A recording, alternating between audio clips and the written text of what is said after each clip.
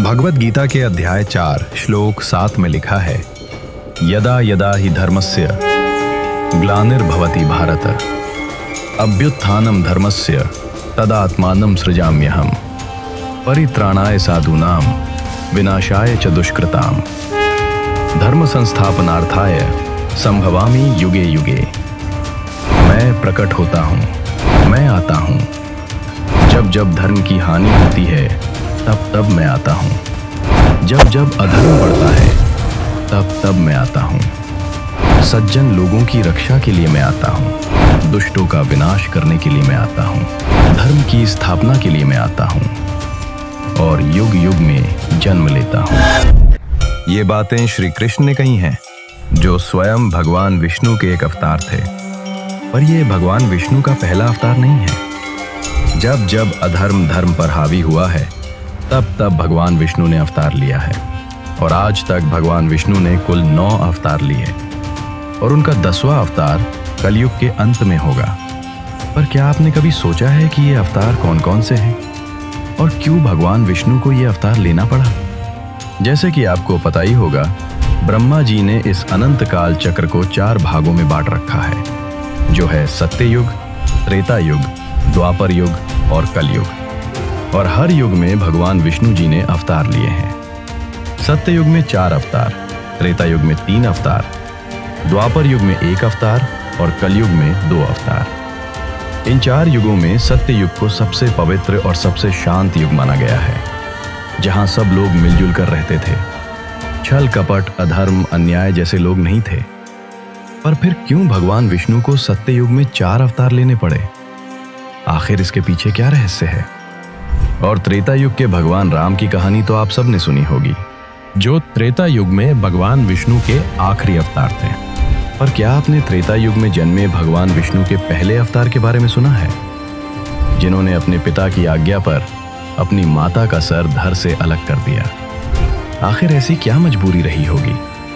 और सबसे बड़ा रहस्य है भगवान विष्णु के 10वें अवतार का, जो कलयुग के अंत में प्रकट होंगे और धर्म की रक्षा के लिए आखिरी युद्ध लड़ेंगे। पर यह युद्ध साधारण नहीं होगा, ये मानव इतिहास की सबसे बड़ी युद्ध होगी। और वो असुर कालीराज इतना शक्तिशाली होगा कि भगवान विष्णु के लिए उसको अकेले हराना असंभव होगा। तब 7 चिरंजीवियों के साथ भगवान गणेश भी एक भयानक अवतार लेंगे और उसके बाद जो होगा वो सुनकर तो आप भी चौंक जाएंगे।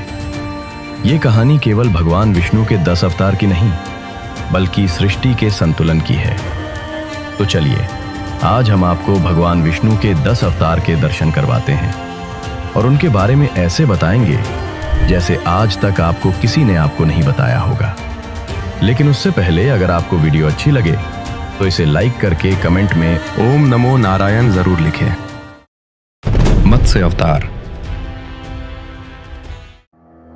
पौराणिक कथाओं के अनुसार इस सृष्टि के निर्माता भगवान ब्रह्मा ने 4 वेदों की रचना की थी। एक बार ब्रह्मा जी निद्रामग्न थे, तभी हयग्रीव नामक दैत्य वेदों को चुरा कर ले गया और वेदों को समुद्र की गहराइयों में छिपा दिया। वेदों की अनुपस्थिति में इस जगत में पाप और अधर्म छा गया। वेदों के बिना संसार अंधकारमय होने लगा और उसी समय महाप्रलय का समय भी निकट आ गया। पूरी पृथ्वी जल में डूबने वाली थी। ऐसे संकट की घड़ी में भगवान ने सृष्टि को सुरक्षित रखने और ज्ञान की रक्षा के लिए मत्स्य रूप धारण किया। इसी बीच सत्य युग के एक धर्मनिष्ठ राजा वैवस्वत मनु नदी के तट पर स्नान करने पहुंचे। स्नान के उपरांत जब वो अपनी अंजलि में जल भरकर सूर्य देव को अर्घ्य दे रहे थे, तभी उनके हाथ में जल के साथ एक मछली आ गई। सत्यव्रत ने मछली को गौर से देखा और उसे नदी के जल में पुनः छोड़ दिया। इस पर मछली ने राजा से कहा कि इस नदी में बड़े बड़े जीव रहते हैं, वो मुझे खा जाएंगे, कृपया मेरे प्राणों की रक्षा कीजिए। मछली की मीठी बातों से राजा का हृदय पसीज गया और राजा उस मछली को अपने कमंडल में रखकर घर ले आए। लेकिन ये तो बस शुरुआत थी। धीरे धीरे वो मछली बढ़ती गई। अगले दिन जब राजा सत्यव्रत सोकर उठे, तब मछली का शरीर इतना बड़ा हो चुका था कि कमंडल भी छोटा पड़ने लगा। तब मछली ने कहा, हे राजन, मुझे इस कमंडल में रहने में कठिनाई हो रही है। यदि मेरे रहने के लिए कोई और स्थान हो तो खोजिए। तब राजा सत्यव्रत ने उस मछली को कमंडल से निकालकर बड़े मटके में रख दिया एक रात और बीतने के बाद मटका भी मछली के लिए छोटा पड़ने लगा। ऐसा प्रतिदिन होने लगा और मछली का आकार इतना बढ़ गया कि उसे तालाब में डालना पड़ा। कुछ दिनों बाद वो तालाब भी उसके लिए छोटा पड़ने लगा। तब राजा के आदेशानुसार उसे समुद्र में डाल दिया गया। इसके बाद कुछ दिन और बीते। उसके बाद राजा ने देखा कि उस मछली के लिए समुद्र भी छोटा पड़ गया। तब राजा सत्यव्रत हाथ जोड़कर मछली के सामने खड़े हो गए और उन्होंने उस मछली से पूछा कि आप कौन हैं? तब भगवान विष्णु ने अपना परिचय दिया और सत्यव्रत को बताया कि मैंने इस धरती में हयग्रीव नामक दैत्य का वध करने के लिए अवतार लिया है। हयग्रीव ने छल कपट से वेदों को चुरा लिया है, जिससे चारों तरफ अज्ञानता और अधर्म फैल गया है। भगवान विष्णु ने सत्यव्रत को बताया कि आज से ठीक 7 दिन बाद धरती पर प्रलय आएगा, जो बेहद भयानक और खतरनाक होगा। प्रलय में संपूर्ण पृथ्वी जल से मग्न हो जाएगी। इस संसार में जल के अतिरिक्त कुछ भी नहीं बचेगा। तब आपके पास एक नाव पहुंचेगी। उस नाव में आप सृष्टि सृजन के सभी बीज, जरूरी अनाज, औषधि के अलावा सप्त ऋषियों को लेकर उसमें सवार हो जाएं। जब आप ये कर लेंगे तब मैं एक बार फिर आपसे मिलूंगा। सत्यव्रत ने भगवान का आदेश स्वीकार कर लिया। जब 7वें दिन प्रलय आने लगा तब समुद्र का पानी सभी जगह फैलने लगा। सब कुछ जलमग्न होने लगा। तब राजा सत्यव्रत को एक नाव दिखी। भगवान के आदेश के अनुसार सत्यव्रत ने सभी जरूरी चीजों के साथ सप्त ऋषियों को सम्मानपूर्वक नाव पर चढ़ाया। उस समय समुद्र का वेग इतना था कि पानी में नाव अपने आप चलने लगी। चारों तरफ धरती जलमग्न हो चुकी थी। पानी के अतिरिक्त कुछ दिखाई नहीं दे रहा था। इसी बीच सत्यव्रत को मत्स्य के रूप में भगवान विष्णु दिखे। इस बीच राजा सत्यव्रत और मत्स्य रूप धारण किए हुए भगवान विष्णु के बीच संवाद हुआ। प्रलय के उस अंधकार में भगवान ने मनु को धर्म, सृष्टि और ब्रह्मांड के रहस्यों का उपदेश भी दिया। ये संवाद आज भी मत्स्य पुराण के रूप में उपलब्ध है। भगवान विष्णु के दर्शन पाकर राजा सत्यव्रत और सप्त ऋषि धन्य हो गए। जब प्रलय का प्रकोप समाप्त हुआ तब भगवान विष्णु ने हयग्रीव का वध करके उससे सभी वेद वापस ले लिए और इस सृष्टि के सृजनकर्ता ब्रह्मा जी को सौंप दिए। इस प्रकार भगवान विष्णु ने मत्स्य का रूप धारण करके इस सृष्टि तथा वेदों को नष्ट होने से बचाया और ज्ञान की ज्योति फिर से प्रकट हुई और जीवन का बीज बचा रहा। कूर्म अवतार। पौराणिक कथाओं के अनुसार देवराज इंद्र को अपने शौर्य का अहंकार बहुत ज्यादा था। कहानी की शुरुआत तब होती है जब महर्षि दुर्वासा धरती पर भ्रमण कर रहे थे। उन्हें एक विद्याधरी से दिव्य परिजात पुष्पों की माला मिली, जिसकी खुशबू से पूरा जंगल महक उठा था। जब दुर्वासा ने देखा कि देवराज इंद्र अपने ऐरावत हाथी पर सवार होकर आ रहे हैं, जिसे देखकर ऋषि दुर्वासा ने उन्हें परिजात पुष्प की माला भेंट की। अहंकारवश इंद्र ने माला लेकर ऐरावत के सिर पर रख दी, लेकिन हाथी ने उसकी सुगंध से आकर्षित होकर उसे जमीन पर फेंक दिया और कुचल दिया। इससे क्रोधित होकर दुर्वासा ऋषि ने इंद्र को श्रीहीन होने का श्राप दे दिया, जिससे देवताओं की सारी शक्ति, तेज और समृद्धि समाप्त हो गई। उन्होंने इंद्र को फटकार लगाते हुए कहा कि घमंड के कारण उन्होंने दिव्य भेंट का अपमान किया है, और क्रोध में वो उसे चले गए।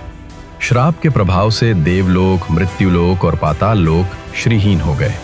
यज्ञ रुक गए, दान पुण्य खत्म हो गया और हर तरफ लालच व अहंकार फैल गया।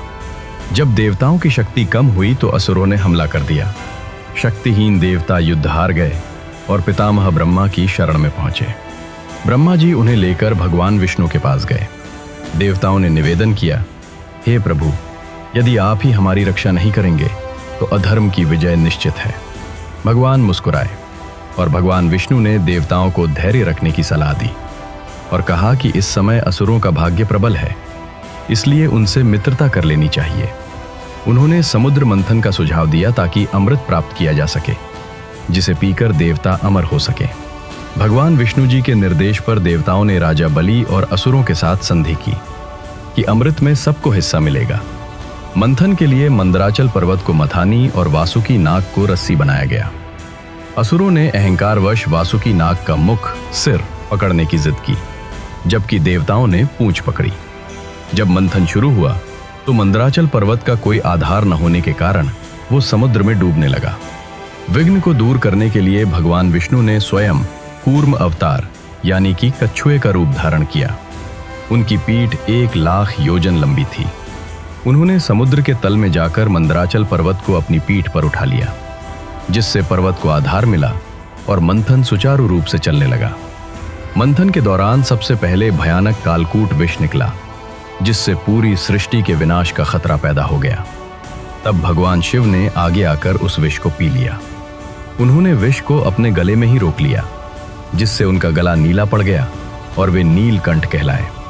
जैसे जैसे समुद्र मंथन होता गया, एक एक करके अद्भुत रत्न और दिव्य वस्तुएं प्रकट होने लगी। कामधेनु, ऐरावत हाथी, उच्च श्रवा अश्व, कौस्तुभ मणि, लक्ष्मी जी और अनेक अमूल्य धरोहरें। समुद्र मंथन से कुल 14 रत्न निकले थे और अंत में भगवान धन्वंतरी अमृत कलश लेकर प्रकट हुए। अमृत के लिए असुरों और देवताओं में संघर्ष शुरू हो गया। तब भगवान विष्णु ने मोहिनी रूप धारण किया। अपनी सुंदरता से असुरों को मोहित कर उन्होंने सारा अमृत देवताओं को पिला दिया, जिससे देवता फिर से शक्तिशाली हो गए। इस प्रकार भगवान श्री हरि ने देवताओं की रक्षा की और असुरों को उनके अपने कर्मों का फल भोगने के लिए छोड़ दिया। वराह अवतार। सृष्टि के शुरुआती काल में जब नगर और राजपाट का अस्तित्व नहीं था, तब ब्रह्मा जी के मानस पुत्र महान संत कश्यप ऋषि उत्पन्न हुए। कश्यप ऋषि का ज्ञान और तपस्या इतनी अद्भुत थी कि देवता और दानव दोनों उनका सम्मान करते थे। ब्रह्मा जी ने उन्हें सृष्टि में जीवन फैलाने की जिम्मेदारी दी। कश्यप ऋषि की 13 पत्नियां थीं, जिनसे देव, दानव, गंधर्व, नाग और पशु पक्षी पैदा हुए। इन्हीं पत्नियों में से एक थी दिति। दिति से 2 अत्यंत शक्तिशाली पुत्र हुए, हिरण्याक्ष और हिरण्यकश्यप। ये दोनों बालक बचपन से ही बल और तपस्या में रुचि रखते थे, लेकिन समय के साथ उनके भीतर देवताओं के प्रति द्वेष और अहंकार पनपने लगा। हिरण्याक्ष ने ब्रह्मा जी की कठोर तपस्या करके वरदान प्राप्त किया था कि उसे कोई देवता, मनुष्य या पशु नहीं मार सकेगा। इस शक्ति के घमंड में उसने स्वर्ग पर अधिकार कर लिया। धीरे धीरे उनका आतंक तीनों लोकों में फैल गया।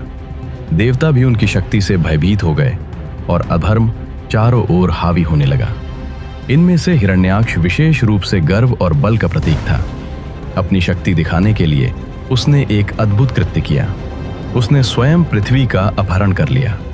उसने पृथ्वी को अपने बल से ले जाकर समुद्र की गहराइयों में छिपा दिया, जिससे जीव जंतु, मनुष्य और देवता सब चिंतित हो उठी।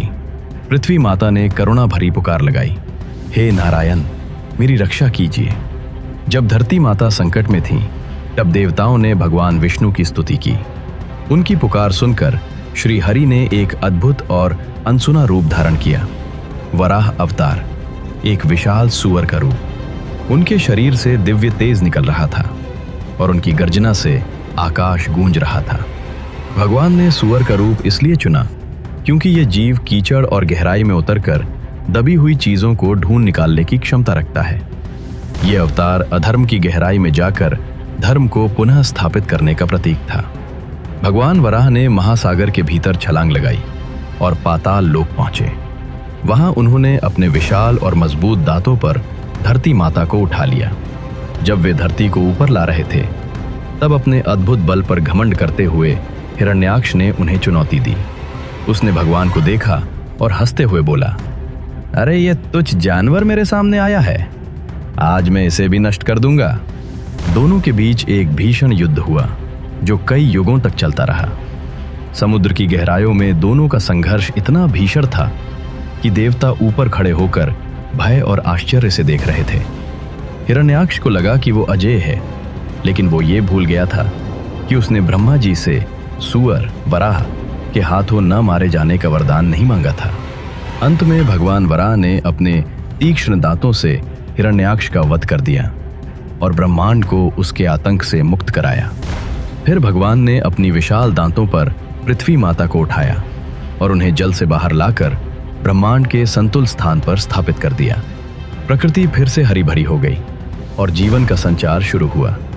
भगवान ने भूदेवी यानी धरती माता से विवाह किया, जो इस बात का संकेत है कि परमात्मा हमेशा अपनी प्रकृति की रक्षा और पालन करते हैं। लेकिन ये कथा यही समाप्त नहीं होती। हिरण्याक्ष का भाई हिरण्यकश्यप इस घटना से क्रोधित हो उठा। उसने निश्चय किया कि वो अपने भाई की मृत्यु का प्रतिशोध अवश्य लेगा। इसी प्रतिशोध की भावना ने आगे चलकर उसे ऐसा वरदान दिलवाया जिसने उसे लगभग अजेय बना दिया। और यही कहानी हमें ले जाती है अगले अद्भुत प्रसंग की ओर, नरसिंह अवतार की ओर। नरसिंह अवतार। हिरण्याक्ष के वध के बाद उसका भाई हिरण्यकश्यप प्रतिशोध की आग में जलने लगा। उसने ठान लिया कि वो अपने भाई की मृत्यु का बदला लेगा। हिरण्यकश्यप ने हजारों वर्षों तक घोर तपस्या की। उसकी तपस्या इतनी भीषण थी कि उसका शरीर हड्डियों का ढांचा बन गया और स्वर्ग का सिंहासन डोलने लगा। अंततः ब्रह्मा जी प्रकट हुए। हिरण्यकश्यप ने एक ऐसा वरदान मांगा जो उसे लगभग अमर बना दे। वो न दिन में मरे न रात में, न किसी देवता से मरे, न दानव से, न मानव से और न पशु से, न घर के भीतर मरे न बाहर, न अस्त्र से मरे न शस्त्र से, न आकाश में मरे न पृथ्वी पर। ब्रह्मा जी ने उसकी कठिन तपस्या से प्रसन्न होकर यह वरदान दे दिया। वरदान पाकर हिरण्यकश्यप का अभिमान चरम पर पहुंच गया। वो स्वयं को अमर समझने लगा। उसने घोषणा कर दी, अब सृष्टि में भगवान का कोई अस्तित्व नहीं है, केवल मैं ही सर्वोच्च हूं, सबको मेरी पूजा करनी होगी। उसने अपनी राजधानी बनाई सोनितपुर, जो सोने चांदी की दीवारों से घिरी थी, जहां देवताओं की जगह अब उसकी ही मूर्तियां स्थापित की जा रही थी। चारों दिशाओं में उसका सिर्फ एक ही आदेश था, अब इस ब्रह्मांड में अगर पूजा के योग्य कोई है तो वो केवल मैं हूं, जिसे हम और आप भगवान मानते हैं। विष्णु, शिव, ब्रह्मा, उन सभी का नाम लेना वहां अपराध था। लोग डर के साए में जी रहे थे, क्योंकि जो भी विरोध करता वो या तो मारा जाता या फिर ऐसा गायब होता जैसे कभी था ही नहीं। लेकिन हर अंधेरे में कहीं न कहीं एक दीपक जलता है, और हिरण्यकाश्यप के ही घर में जन्मा वो दीपक प्रहलाद। हिरण्यकाश्यप की रानी कयाधु जब गर्भवती थी तो नारद मुनि ने उन्हें आश्रय दिया था, और उन्हीं के सत्संग में प्रहलाद के कानों में भगवान विष्णु की कथाएं, मंत्र और भक्ति के बीज पड़ चुके थे। इसलिए जैसे ही प्रहलाद ने होश संभाला, उनका मन खेलकूद, युद्ध या सत्ता में नहीं लगा। उनका हृदय तो बस विष्णु भक्ति में डूबा था। वो दिन रात ओम नमो नारायणाय का जप करता और प्रहलाद बोलते, भगवान एक ही है, श्री हरि विष्णु, उनकी शरण ही सच्चा सुख है। जब ये बात हिरण्यकश्यप के कानों तक पहुंची कि उसका अपना बेटा उसी विष्णु का नाम जप रहा है जिसने उसके भाई को मारा था, क्रोध से उसकी आंखें जलने लगी और उसने कहा, मेरा बेटा मेरे दुश्मन की भक्ति करेगा नहीं, ये तो मेरे सिंहासन का अपमान है। हिरण्यकश्यप ने आदेश दिया, इस बच्चे को समझाओ, डांटो, मारो और इसके भीतर से विष्णु का नाम मिटा दो। लेकिन इन सब का प्रहलाद पर कोई असर नहीं हुआ। रुकने के बजाय उनकी भक्ति और दृढ़ होती गई। वो दरबार में खड़ा होकर बोलते, पिताजी, आप मुझे कुछ भी कह सकते हैं, पर मैं सिर्फ नारायण को ही ईश्वर मानता हूं। और यहीं से शुरू हुआ वो सिलसिला जहां एक पिता अपने ही पुत्र के विरुद्ध खड़ा हो गया। जब समझाने के सारे प्रयास विफल हो गए तो हिरण्यकश्यप ने अपने ही पुत्र की हत्या के आदेश दे दिए। हिरण्यकश्यप ने उसे मारने के कई प्रयास किए। प्रहलाद को विशाल हाथियों के सामने फेंका गया, लेकिन हाथियों ने प्रहलाद को देखते ही अपना सिर झुका दिया। उन्हें जहरीले सांपों की काल कोठरी में डाला गया, जहां सांपों ने उन्हें डसने के बजाय सुरक्षा प्रदान की। प्रहलाद को उबलते तेल की कढ़ाई में डाला गया, लेकिन भगवान की कृपा से वो तेल शीतल जल बन गया। उन्हें ऊंची पर्वत चोटी से नीचे फेंका गया, पर हवा के झोंकों ने उन्हें फूलों की तरह सुरक्षित धरती पर उतार दिया। यहां तक कि अपनी बहन होलिका की सहायता से उसे अग्नि में बैठाकर जलाने का प्रयास भी किया गया, पर हुआ उल्टा। होलिका जलकर भस्म हो गई और प्रहलाद सुरक्षित बाहर आ गया। अंत में हिरण्यकाश्यप ने प्रहलाद को दरबार में बुलाया और उसे देखकर दैत्यराज ने डांटते हुए कहा, मूर्ख, तू बड़ा उद्दंड हो गया है। तूने किसके बल पर मेरी आज्ञा के विरुद्ध काम किया है?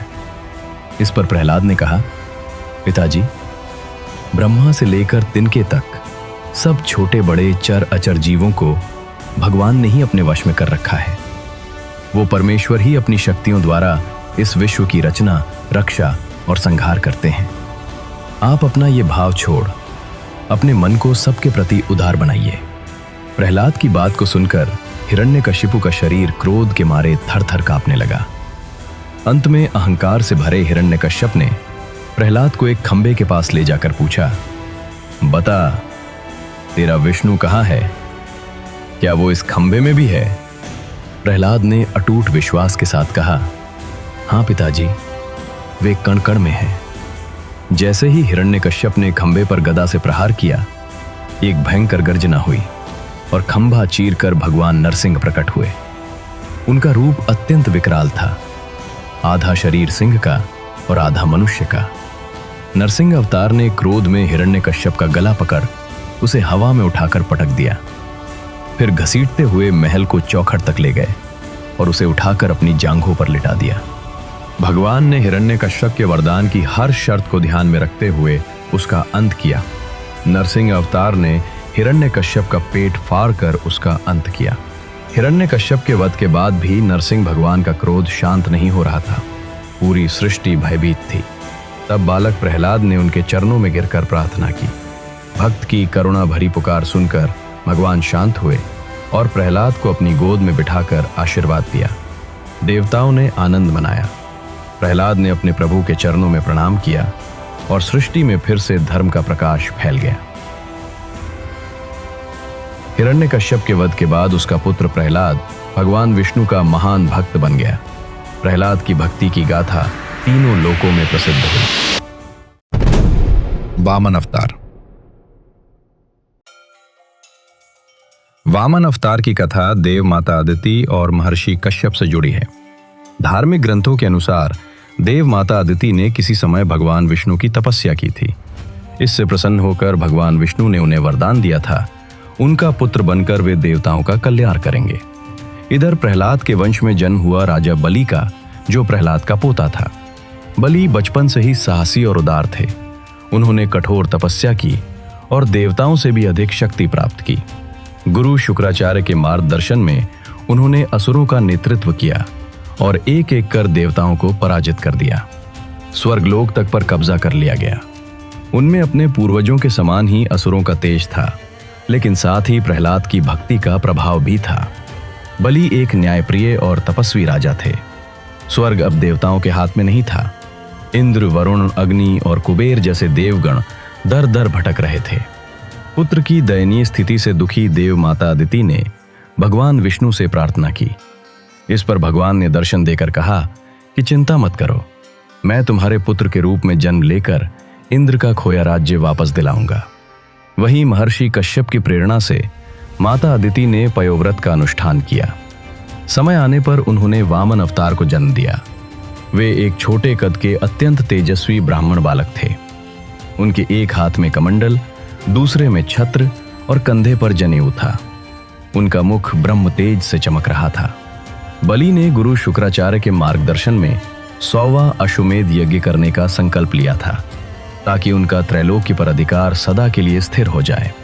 राजा बलि नर्मदा नदी के तट पर अपना अंतिम यज्ञ संपन्न कर रहे थे। तभी वहां नन्हे वामन पहुंचे। उनके आगमन मात्र से समूची यज्ञशाला एक अलौकिक प्रकाश से भर गई। बलि, जो अपनी दानवीरता के लिए प्रसिद्ध थे, इस अद्भुत बालक को देख मंत्रमुग्ध हो गए और स्वयं उठकर उनका स्वागत किया। बलि ने कहा, हे विप्रवर, आप जो चाहे मांग ले, स्वर्ण, रत्न, पृथ्वी या कोई सुंदर कन्या, मैं आपको खाली हाथ नहीं जाने दूंगा।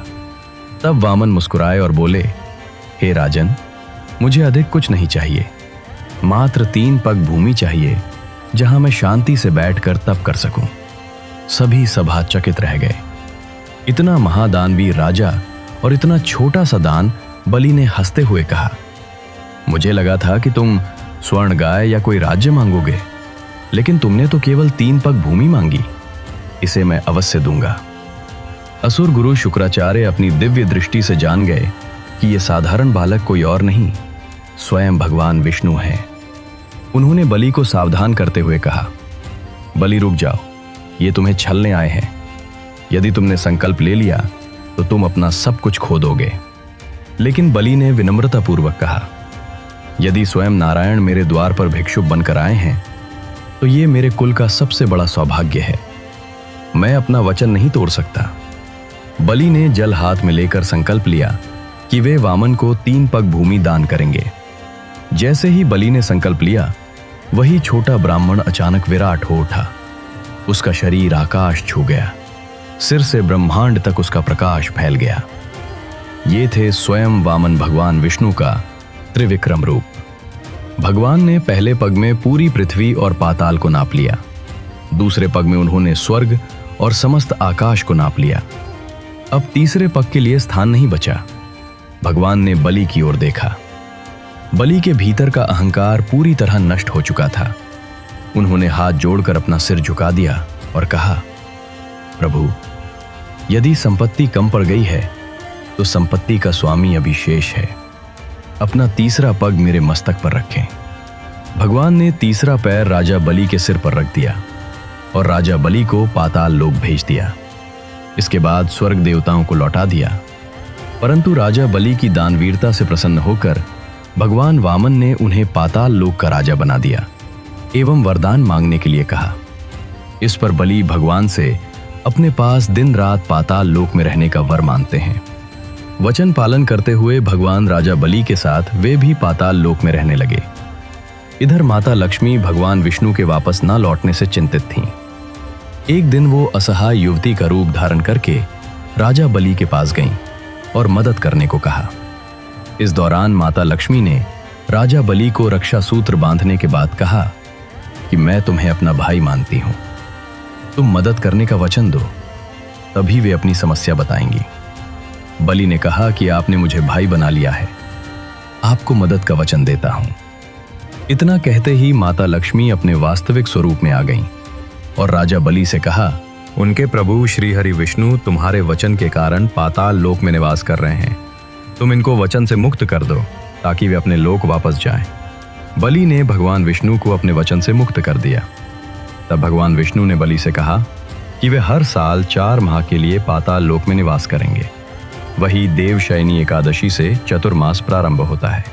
श्री हरि पाताल लोक में योग निद्रा में होते हैं।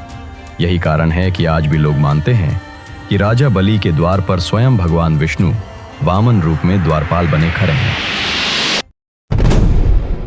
परशुराम अवतार।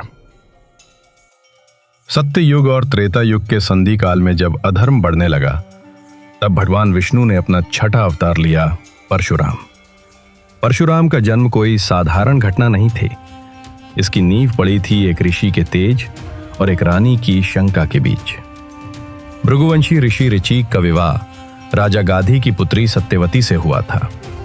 ऋचिक ने अपनी पत्नी और अपनी सास को पुत्र प्राप्ति के लिए 2 अलग अलग चरु दिए, एक ब्राह्मण गुणों वाला और दूसरा क्षत्रिय गुणों वाला। किंतु रानी ने शंकावश प्रसाद बदल दिया। जब ऋषि को यह ज्ञात हुआ तो उन्होंने बताया कि अब सत्यवती का पुत्र ब्राह्मण होगा, लेकिन उसका पोता क्षत्रिय गुणों वाला महायोद्धा होगा। इसी विधान के अनुसार सत्यवती के पुत्र महर्षि जमदग्नि हुए और उनके घर जन्म लिया साक्षात विष्णु के अंश राम ने, जिन्हें बाद में दुनिया ने परशुराम के नाम से जाना। राम बचपन से ही शांत स्वभाव के थे, लेकिन उनके भीतर क्षत्रिय का बल और ब्राह्मण का तेज दोनों समाहित थे। ज्ञान की खोज में वे हिमालय की ओर निकल पड़े। वर्षों तक भगवान शिव की कठोर आराधना करने के बाद महादेव उनकी भक्ति से प्रसन्न हुए। शिव ने उन्हें दिव्य शस्त्रों का ज्ञान दिया और उपहार स्वरूप एक अमोघ परशु भेंट किया। इसी अस्त्र के कारण उनका नाम परशुराम पड़ा। परशुराम के जीवन का सबसे कठिन क्षण वो था जब उनके पिता जमदग्नि ने उन्हें अपनी माता रेणुका का वध करने की आज्ञा दी। एक दिन महर्षि जमदग्नि ने अपने पुत्रों को आदेश दिया कि वे अपनी माता का वध कर दें। परशुराम के बड़े भाइयों ने इस आदेश का पालन करने से इनकार कर दिया, लेकिन जब परशुराम के सामने यह आज्ञा आई तो उन्होंने धर्म और पितृभक्ति को सर्वोपरि मानते हुए बिना विचलित हुए अपनी माता का सर काट दिया। जिसके पश्चात परशुराम ने रोते हुए अपने पिता से पूछा कि आखिर उन्होंने उससे ये पाप क्यों करवाया। तब ऋषि जमदग्नि ने कहा कि एक दिन माता रेणुका नदी में स्नान करने गई। वहां उन्होंने गंधर्वों को जल क्रीड़ा करते देखा और क्षण भर के लिए उनके मन में अस्थिरता आ गई। जब वे आश्रम लौटी तो महर्षि जमदग्नि ने अपनी योग दृष्टि से ये जान लिया। परंतु महर्षि जमदग्नि परशुराम की आज्ञा पालन भावना से प्रसन्न हुए और उन्हें वरदान दिया। परशुराम ने उसी क्षण अपनी माता के पुनर्जीवन की प्रार्थना की और रेणुका पुराण जीवित हो उठी। ये प्रसंग भगवान परशुराम के कठोर धर्म पालन और अदम्य भक्ति का प्रतीक है। समय बिता। उस काल में माहिष्मती नगरी का राजा सहस्त्रबाहु अर्जुन अत्यंत शक्तिशाली था। उसे 1000 भुजाओं का वरदान प्राप्त था। एक बार वो महर्षि जमदग्नि के आश्रम पहुंचा, जहां ऋषि ने अपनी दिव्य गाय कामधेनु की मदद से पूरी सेना का शाही सत्कार किया। अहंकारी राजा ने ऋषि से वो गाय मांगी, लेकिन मना करने पर उसने बलपूर्वक कामधेनु को छीन लिया और आश्रम का अपमान किया। जब परशुराम को यह ज्ञात हुआ तो उनका क्रोध प्रलय बन गया। उन्होंने अकेले ही माहिष्मती जाकर सहस्त्रबाहु की 1000 भुजाएं काट दी और उसका वध किया और कामधेनु को वापस ले आए। प्रतिशोध की आग यहीं नहीं रुकी। सहस्त्रबाहु के पुत्रों ने आश्रम पर हमला कर निहत्थे महर्षि जमदग्नि की हत्या कर दी। पिता के मृत शरीर पर 21 घाव देखकर परशुराम ने भीषण प्रतिज्ञा ली, मैं इस पृथ्वी को अधर्मी और अत्याचारी क्षत्रियों से 21 बार मुक्त कर दूंगा। भगवान परशुराम ने पूरे भारतवर्ष का भ्रमण किया और जहां भी धर्म की मर्यादा टूटी थी, वहां न्याय का संहारक बनकर अधर्म का विनाश किया। उन्होंने क्षत्रिय वंश को लगभग समाप्त कर दिया। इतना भयंकर प्रतिशोध इतिहास में दूसरा नहीं मिलता। अपने व्रत को पूर्ण करने के बाद परशुराम ने अश्वमेध यज्ञ कर संपूर्ण पृथ्वी महर्षि कश्यप को दान कर दी। फिर वे अपने शस्त्र इंद्रादेव को समर्पित कर महेंद्र पर्वत पर तपस्या में लीन हो गए। लेकिन भगवान परशुराम की गाथा यही समाप्त नहीं होती। उन्हें देवताओं ने चिरंजीवी का वरदान दिया।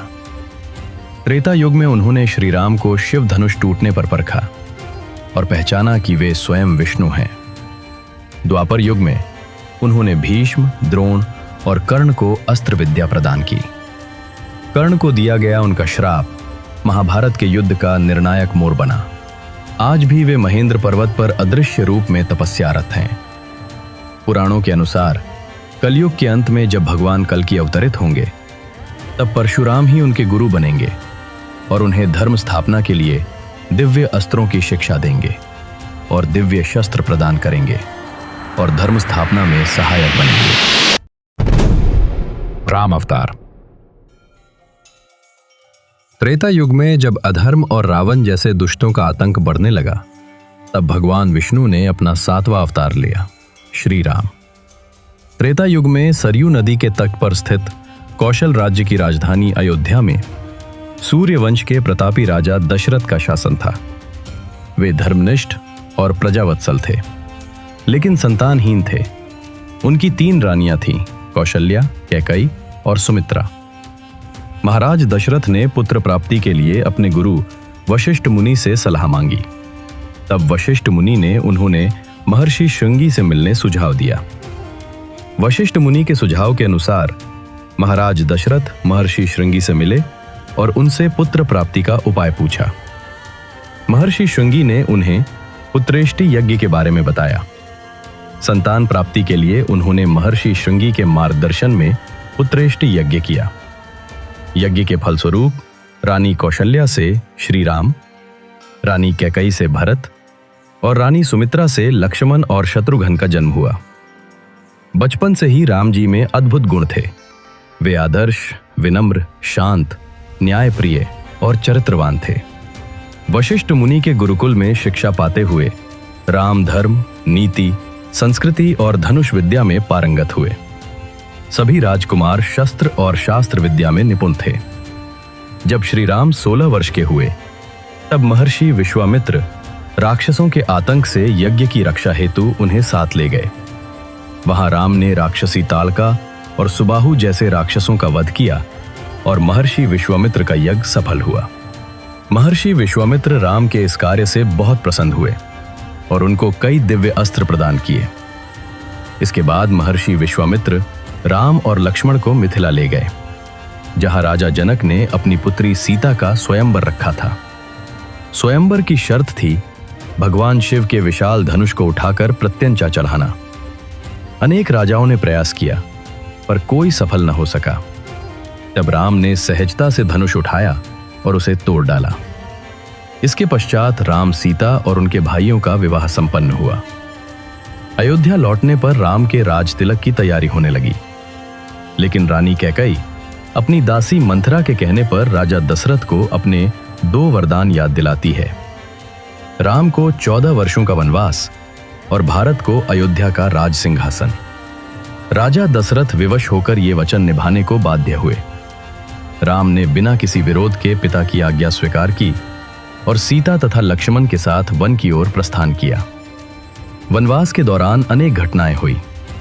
वनवास के दौरान लंका के राजा रावण की बहन शूर्पणखा ने राम पर मोहित होकर सीता पर आक्रमण किया, जिसके उत्तर में लक्ष्मण ने उसकी नाक काट दी। प्रतिशोध लेने हेतु रावण ने मारीच राक्षस को सोने का हिरण बनाकर भेजा। जब राम और लक्ष्मण कुटिया से दूर थे, तब रावण ने साधु के भेष में आकर छल से माता सीता का अपहरण कर लिया। रास्ते में वृद्ध पक्षीराज जटायु ने रावण से युद्ध किया, किंतु रावण ने उनके पंख काट दिए। रावण ने सीता को लंका ले जाकर अशोक वाटिका में बंदी बना लिया। सीता की खोज में राम लक्ष्मण की भेंट हनुमान, सुग्रीव और वानर सेना से हुई। राम ने बाली का वध कर सुग्रीव को किष्किंधा का राज्य दिलाया। हनुमान जी समुद्र लांघकर लंका पहुंचे और सीता जी का पता लगाया, जहां उन्होंने अशोक वाटिका में माता सीता को श्री राम की अंगूठी दी। रावण की सभा में अपनी शक्ति का प्रदर्शन करते हुए हनुमान जी ने रावण को चेतावनी भी दी और पूरी लंका को अपनी पूंछ की आग से जला दिया। श्री राम ने वानर सेना की सहायता से समुद्र पर राम सेतु का निर्माण किया और लंका पर चढ़ाई की। भीषण युद्ध हुआ, जिसमें लक्ष्मण ने मेघनाद का और श्री राम ने कुंभकर्ण व अंततः अहंकारी रावण का वध किया और सीता जी को मुक्त कराया। विभीषण को लंका का राजा बनाया गया और माता सीता की अग्नि परीक्षा के पश्चात वे अयोध्या लौटे। पूरे नगर में दीप प्रज्वलित कर उनका स्वागत हुआ। उसी दिन से दीपावली का पर्व मनाया जाता है। अयोध्या में राम राज्य की स्थापना हुई, जहां धर्म, न्याय और समृद्धि का वास था। लेकिन कथा यही समाप्त नहीं होती। प्रजा की शंका और आलोचना के कारण राम ने सीता माता को वन भेज दिया, जिसके बाद माता सीता महर्षि वाल्मीकि के आश्रम में रहीं। वहीं उन्होंने लव और कुश को जन्म दिया। अंत में जब सीता ने पुनः अग्नि परीक्षा देने से इनकार कर दिया, तो वे धरती माता की गोद में समा गईं। राम ने अपना राजकाज अपने पुत्रों को सौंपकर सरयू नदी के तट पर जल में प्रवेश कर शरीर त्याग दिया और पुनः भगवान विष्णु स्वरूप में वापस लौट गए। राम अवतार केवल एक राजा की गाथा नहीं है, बल्कि ये आदर्श पुरुष, आदर्श पुत्र, आदर्श पति और आदर्श राजा की जीवन प्रतिमा है। इसलिए उन्हें मर्यादा पुरुषोत्तम कहा जाता है। कृष्ण अवतार। द्वापर युग में जब अधर्म का बोलबाला बढ़ने लगा और आतंक चरम पर था, तब भगवान विष्णु ने अपना 8वां अवतार लिया, श्री कृष्ण। ये द्वापर युग का समय था, जब पृथ्वी अधर्म के बोझ से करा रही थी। राजाओं के वेश में असुरों ने जन्म ले लिया था। अत्याचार इतना बढ़ गया कि स्वयं धरती माता ने गाय का रूप धारण किया और देवताओं के पास सहायता के लिए पहुंची। तब भगवान विष्णु ने आश्वासन दिया कि वे यदुवंश में अवतार लेकर इस अंधकार को मिटाएंगे। मथुरा में उस समय राजा कंस का आतंक था, जिसने अपने पिता उग्रसेन को गद्दी से उतारकर स्वयं को सर्वशक्तिमान घोषित कर दिया था। कंस अपनी बहन देवकी से बहुत स्नेह करता था, परंतु देवकी के विवाह के समय एक दिव्य आकाशवाणी हुई, हे कंस, तेरी बहन की 8वीं संतान ही तेरा वध करेगी। मृत्यु के भय से कंस ने देवकी और वासुदेव को कारागार में डाल दिया।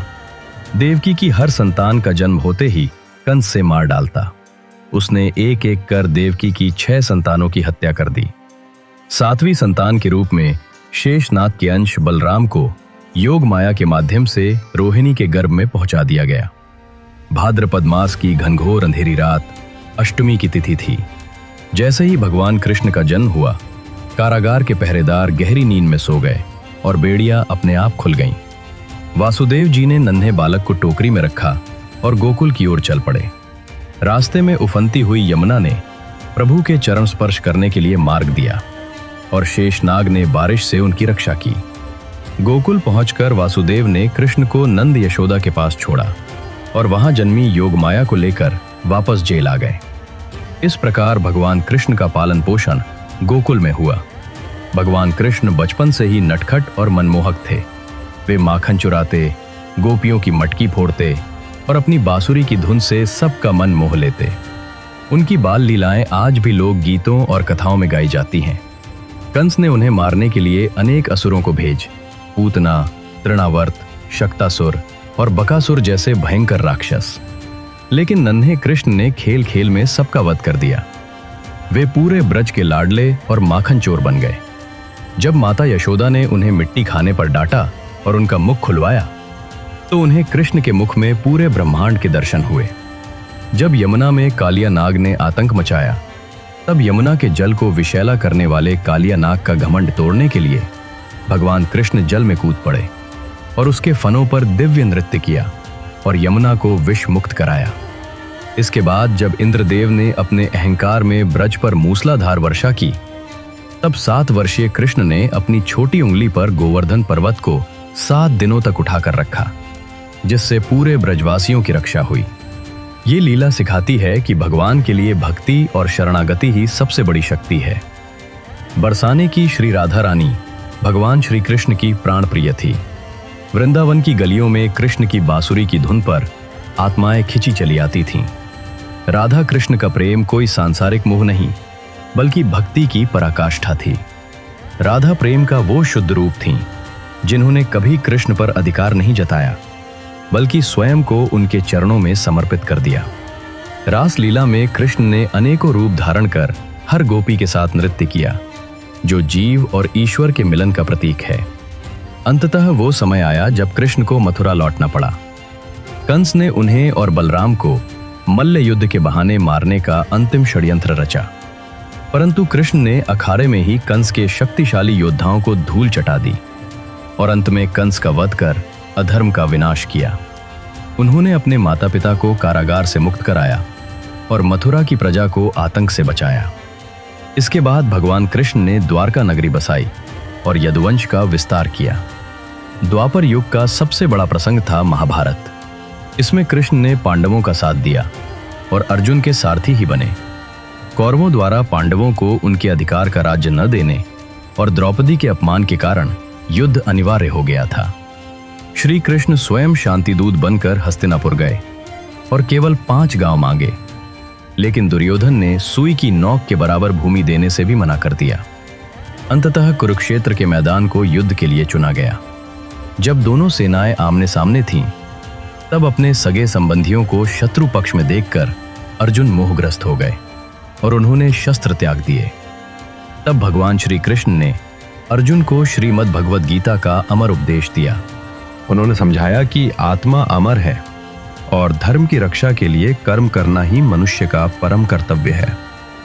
जीवन, धर्म, आत्मा और कर्तव्य का वो ज्ञान जो आज भी मानवता के लिए मार्गदर्शक है।